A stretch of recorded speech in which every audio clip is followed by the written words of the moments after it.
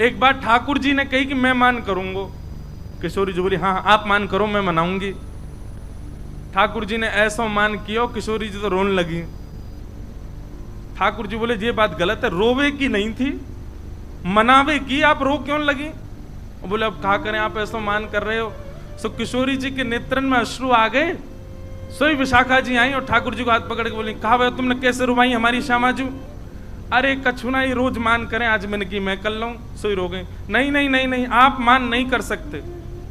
और विशाखा जी ने नियम बना दियो, आज से निकुंज को नियम है, कहा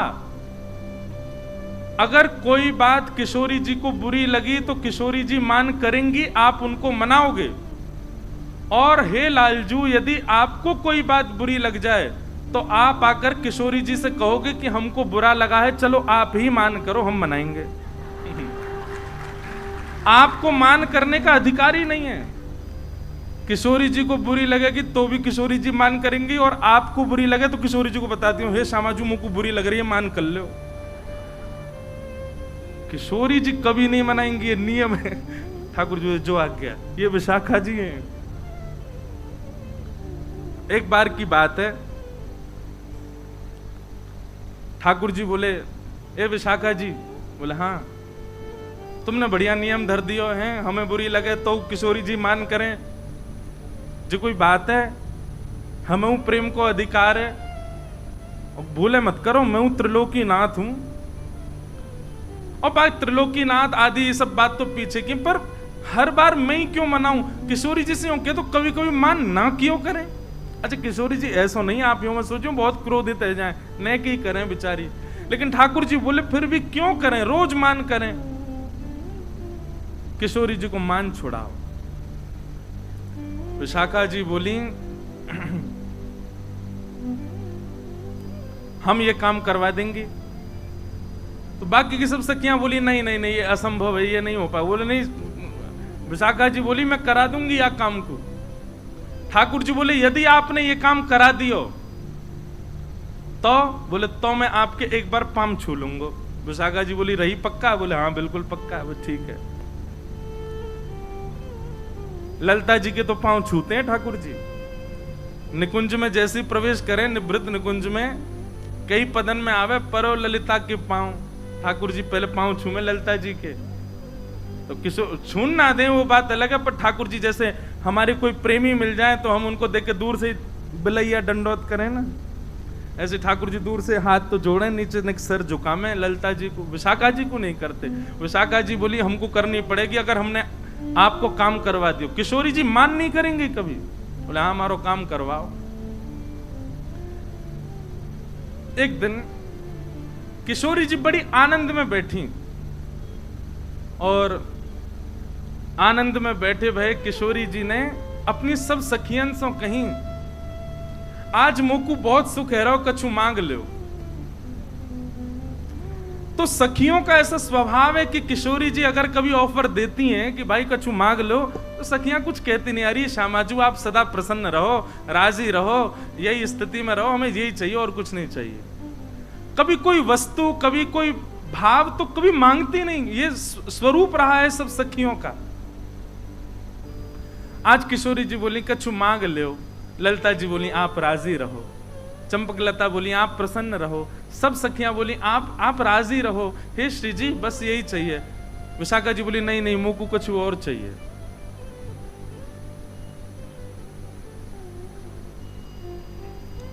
विशाखा जी को ललिता जी देखने लगी, विशाखा जी क्या कर रही है?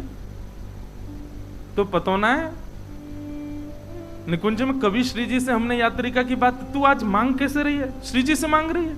अरे याते पड़ो और कहा मैं लगो कि श्री जी के सन्मुख हम रहे, उनकी लीला को दर्शन करें, उनके समीप विराजें, और कहा चाहिए तो तू के नहीं नहीं मैं तो आज मांग, और आप शांत रहो, मैं आज मांगूंगी श्री जी से। श्री जी बोली नहीं नहीं नहीं आप मांगो। विशाखा क्या चाहिए बताओ? बोले पहले वचन दो, जो मांगूंगी सो दोगी। अब देखो विशाखा जी की चतुराई, सबके मन में ये बात आई होगी कि विशाखा जी मांगेंगी कि लाल जी से मान मत करियो, पर नहीं। विशाखा जी बोली इतनी सहजता में नहीं मांगूंगी। कैसे घुमा करके मांग रही हैं। बोले पहले वचन दो, जो मांगूंगी सो दोगी। किशोरी जी बोलेंगे, किशोरी जी बोली दूंगी। ललिता जी को बड़ो श्रम है रो, बोले ऐसे क्यों कर रही है ये? बोले दूंगी दूंगी दूंगी, तू मांग ले, कहा चाहिए। विशाखा जी सब सखियों के मध्य खड़ी होकर के बोली, आपके सदा हृदय में रमण करने वाले आपके हृदय विहारी श्यामजू, उनको मुकु दान कर दो, उनको मुकु दान में देते हो, आपके लाडले लाल मुकु दान में मिल जाए, ऐसी कृपा कर दो। सखियों के नेत्र सजल हो गए, सामने किशोरी जी के नेत्र बंद हो गए, नेत्रों से अश्रु छलकने। ललिता आदि ने अपने हाथ आगे बढ़ा दिए और सब विशाखा को क्रोध में भर करके देख रहे हैं। ललिता जी बोली, अरे विनोद कर रही है श्री जी, आप क्यों नहीं नहीं नहीं, यानी 3 बार वचन मांगो है। विशाखा तू विनोद नहीं कर रही ना? विशाखा जी बोली, बिल्कुल विनोद नहीं कर रही हूं, आपके हृदय के बिहारी लाल जी को सदा के लिए मोह दे दो, यही दान चाहिए। किशोरी जी अपने आसन से खड़ी हो गई और बगल में विराज रहे ठाकुर जी को हाथ पकड़ करके विशाखा के हाथ में दे दियो और अपने सिंहासन पर विशाखा को विराजमान कर दिया और स्वयं बगल में चंवर लेकर के किशोरी जी खड़ी होंगी। ये दृश्य देख करके सबका हृदय फटने लगा। ये कैसे कर सके विशाखा? विशाखा जी जैसे ही ठाकुर जी को हाथ पकड़ करके सिंहासन पर विराजी, बोली, अब निकुंज की अधिष्ठात्री मैं हूं, क्योंकि मैं सिंहासन पर बैठी हूं और प्रियतम अब मेरे अधीन है, तुम सब मेरी सहचरी हो, अब मैं जो आज्ञा करूंगी वही चलेगी। हे किशोरी जी, लाल जी को आपने मुकु दान किया है, तो अब लाल जी मेरे है गए, परंतु मैं निकुंज की अधिष्ठात्री हवे के काजे अपनी सहचरीन को कछु भी दे सकूं, या हमारे में उपहार के रूप में, भेंट के रूप में, और उपहार भेंट भी मत मानो, मेरी ही वस्तु है, लेकिन ध्यान रखवे के काज, संभालवे के काज में अपनी वस्तु आपको दे रही हूं। याद रहे, मेरी वस्तु को चेहरा पे कभी शुष्कन नहीं आनी चाहिए, कभी उदासी नहीं आनी चाहिए। लो, मैं अपनी वस्तु आपको दे रही हूं। लीला समझ में आई है? विशाखा जी अगर सीधे मांग लेते कि आप ठाकुर जी से मान नहीं करो, तो वस्तु तो ठाकुर जी किशोरी जी के हैं ना। विशाखा जी ने पहले ठाकुर जी को अपनों बनायो और अपनों बना करके किशोरी जी से बोली, अब मैं अपनी वस्तु आपको दे रही हूं, और कोई अगर अपनी वस्तु देवे तो जाकू वस्तु दही जा रही है, बाकी जिम्मेवारी है कि वहां को ध्यान रखियो। मैं अपनी वस्तु आपको दे रही हूं। हे किशोरी जी, मेरी वस्तु के मुखमंडल पर कभी भी शुष्कता नहीं आनी चाहिए, आप कभी मान नहीं करो। ये बात सुनकर के और सब तो खड़े रह गए। ठाकुर जी ने प्रणाम किया, जय हो विशाखा जी आपकी, मान गए आपको। और तुरंत विशाखा जी खड़ी है गई और किशोरी जी के चरणन में दंडवत प्रणाम करके हाथ से चंवर ले लियो, हृदय से लगा करके तुरंत विराजमान कियो। हे श्यामा जो ये दृष्टता क्षमा करें, पर ये नेक देर को जो ये बदलाव भयो ना निकुंज में, ये इनको पावन में गिरवे के काज कियो मैंने। लेकिन अब याद रहे, मेरी वस्तु गिरवी दइए मैंने आपको, ध्यान रखियो इनको। और किशोरी जी ने वादना प्रण ले लियो कि मैं अब कभी मान नहीं करूंगी ठाकुर जी से। वो बात अलग है कि 5 दिन बाद ठाकुर जी को मन ही नहीं लगो। फिर गए विशाखा जी के पास, वो सुनो, बोले का भयो मन नहीं लग रहा। बोले कैसे मन लगेगा? किशोरी जी तो कहो मान करें। विशाखा जी बोली, तुम पे यही काम है? बोले अब मान क्यों चाहिए? तब ठाकुर जी बोले, अब मुंह को आदत है गई है बार बार मनावे की, अब ये मान ही ना करें तो मैं सोच रहा हूं कौन है मनाऊं। तेरो मुखनी को की मेरो श्यामा प्यारी, तेरो मुखनी एक मान लीला को पद है,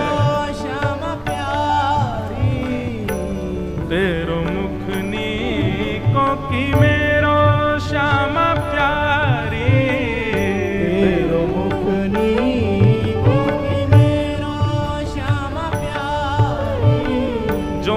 गावे गो वाको कछु ना है सके और का होगा, लेकिन भैया गाओ विराज जाओ मारो।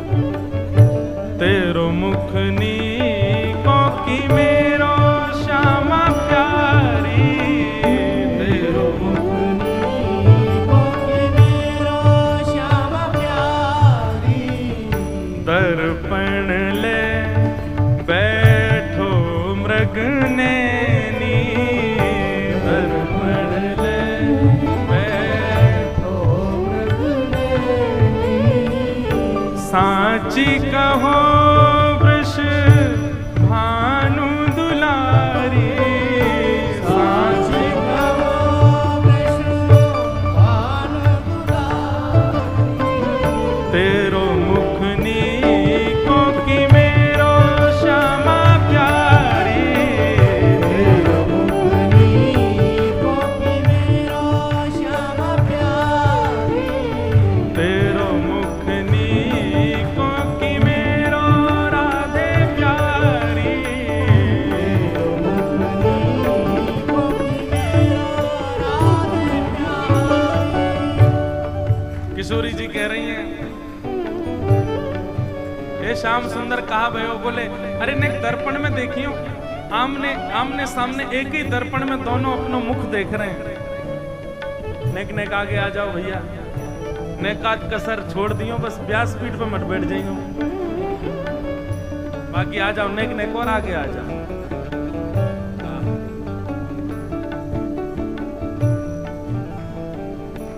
मान लीला चल रही है, ठाकुर जी पूछ रहे हैं श्री जी हम दोनों में कौन बढ़िया लग रहा हो बताओ। किशोरी जी कह रही हैं, हमसे कहो तुम ही क्यों ना देखो, हमसे कहो तुम ही क्यों ना देखो, हमसे कहो तुम ही क्यों ना देखो, हमसे कहो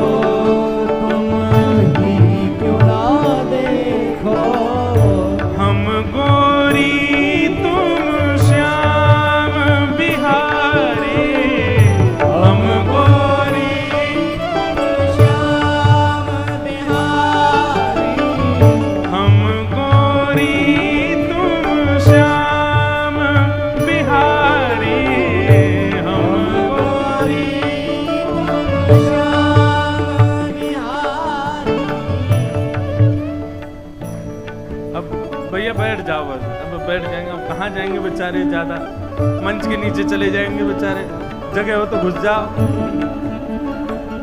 अब जो है जहां जगह मिले वहीं बैठ जाओ भैया।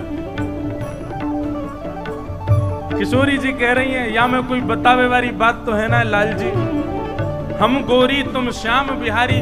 अच्छा किशोरी जी केवल इतना ही कह देती। अच्छा ये पद मुझे लग रहा तभी का विशाखा जी ने कही होगी, बोले अब मान छोड़ दो, मान करो, लाल जी को मन ना लग रहा मान करो, तभी किशोरी जी ने मान क्यों होगा। इतना ही कह देती कि आप कारे हो हम गोरी हैं तो चल जाता, पर वाकई बात में कहा बोली, मेरो मुख जैसे चंद उजियारो, मेरो मुख जैसे चंद उजियारो, मेरो मुख जैसे चंद उजियारो, मेरो मुख जैसे चंद उजियारो, और तुमरो मुख जैसे रैन अंधियारी,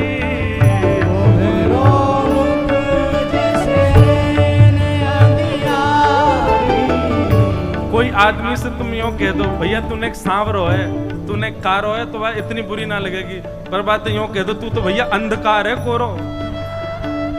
अमावस्या की रात्रि आ गई, आहा देखो चलती भैया अमावस्या आ रही है, कितना बुरा लगे भाई। ठाकुर जी को तो मुंह फूल के लाल पड़ गए, नेत्रन में मोटे मोटे आंसू आ गए, इतना बुरा लगो ठाकुर जी। तेरो मुख नीको की मेरो श्यामा प्यारी, तेरो मुख नीको की मेरो श्यामा प्यारी, तेरो मुख नीको की मेरो राधे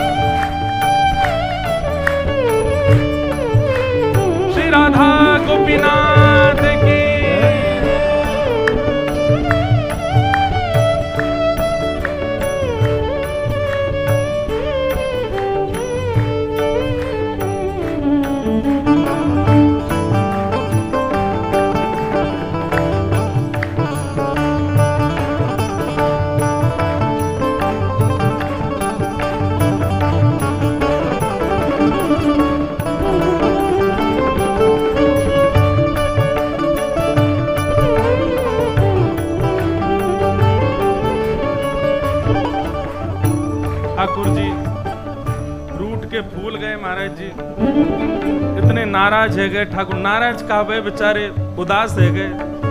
हे श्यामा जू कारो ही कह देती तो चल जातो, तुम तो अमावस्या की रात्रि कह रही हो, अंधेरा कायम रहे। ऐसा तो मत कहो। इतने बुरो मान गए ठाकुर जी, तो किशोरी जी मना रही है। आहा बंधुओं, प्रेम यही है और कुछ नहीं है।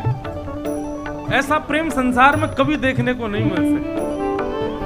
अब किशोरी जी कितने प्यार से मना रही हैं।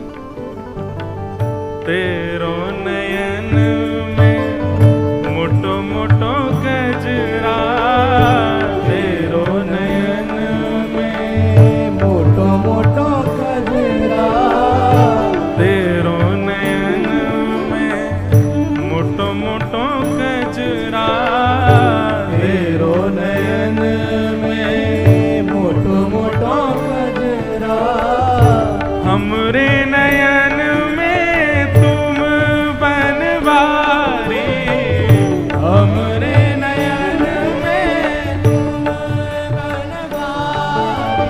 किशोरी जी कह रही हैं यशोदा मैया ने ऐसा मोटो मोटो काजर लगा के भेजो है आज, हैं? देखो कैसे लग रहे हो।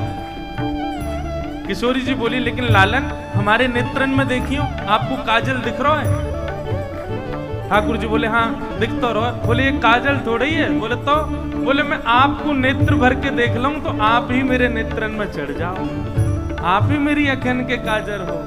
आहा हमरे नयन में तुम बनवारी, हमरे नयन में तुम बनवारी, तुम तो नख पे गिरिवर धारो, तुम तो नख पे गिरिवर धारो, तुम तो नख पे गिरिवर धारो, तुम तो नख पे गिरिवर पर धारो, हम उर्धार रहे गिरधारी, हम उर्धार रहे गिरधारी।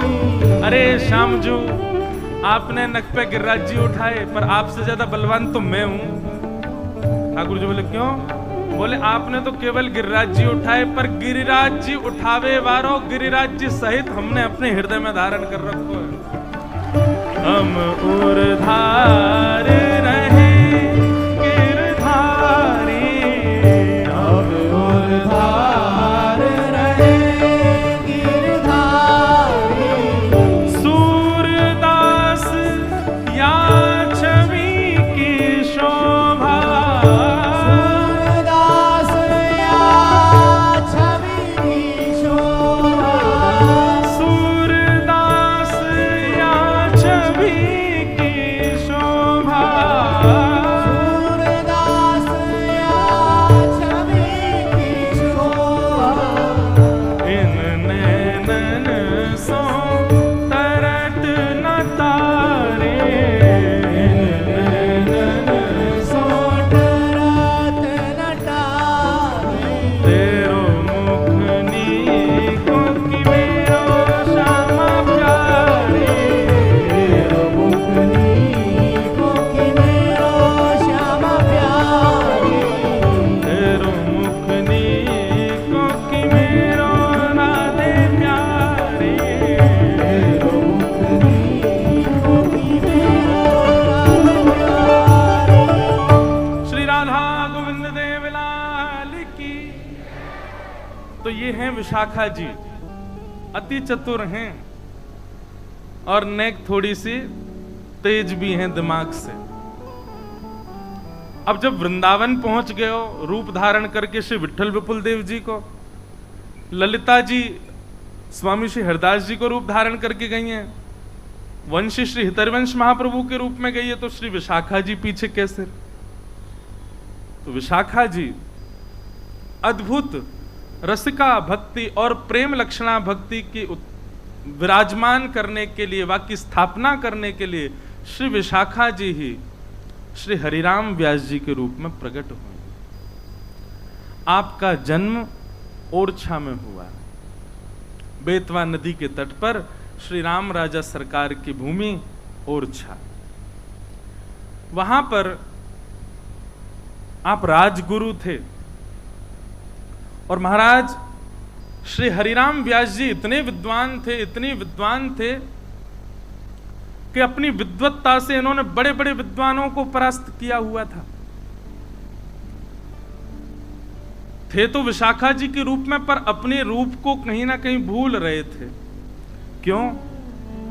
अपने रूप को सहचरी तब याद कर पाती है जब वृंदावन में हो।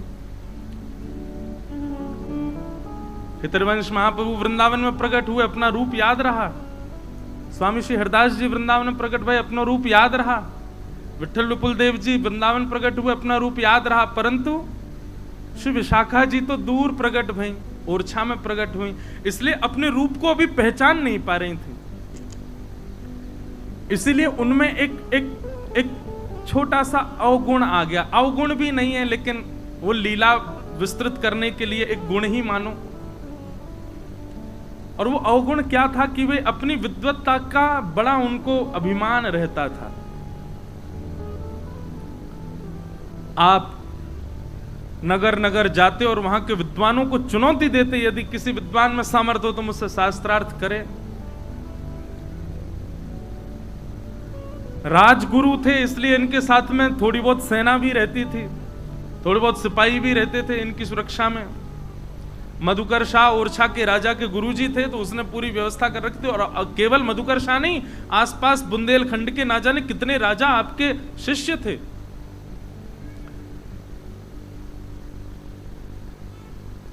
विद्वत्ता भी मिल गई, धन भी मिल गया, ऐश्वर्य भी मिल गया, प्रतिष्ठा भी मिल गई, तो मान आना तो संभव था। आप श्री ने सब जगह के विद्वानों को हरा दिया। बहुत ध्यान से सुनिएगा। तभी आपको पता चला कि भाई भारत के सबसे श्रेष्ठ विद्वान काशी में विराजते हैं।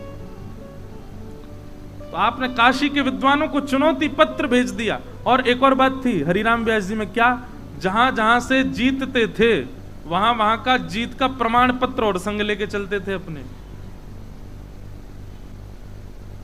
जैसे हम लोग भी अपनी गाड़ी पर प्रमाण पत्र लेके चलते हैं। पूर्व विधायक और उसके नीचे लिख देते हैं उसका पड़ोसी। विधायक तो लगा रहेगा इतना बड़ा, पूर्व उससे छोटा, उसका पड़ोसी बिल्कुल ही मुहिम। भैया हम विधायक हैं, हम नेता हैं, हम धनवान हैं, हम ये हैं, हम वाइस चांसलर हैं, ये है, ये सब प्रमाण लेके चल। कहा आवश्यकता प्रमाण लेके चलना, तो माथे पर उर्दपुंड लगा के हम ठाकुर जी के हैं, ये प्रमाण लेके चलो, सबको बताते चलो। गले में कंठी माला पहन करके उर्दपुंड लगा करके माथे पर, और पूरे विश्व को बताते प्रमाण देते चलो। कौन? ठाकुर हमरे रमण बिहारी, हम हैं रमण बिहारी।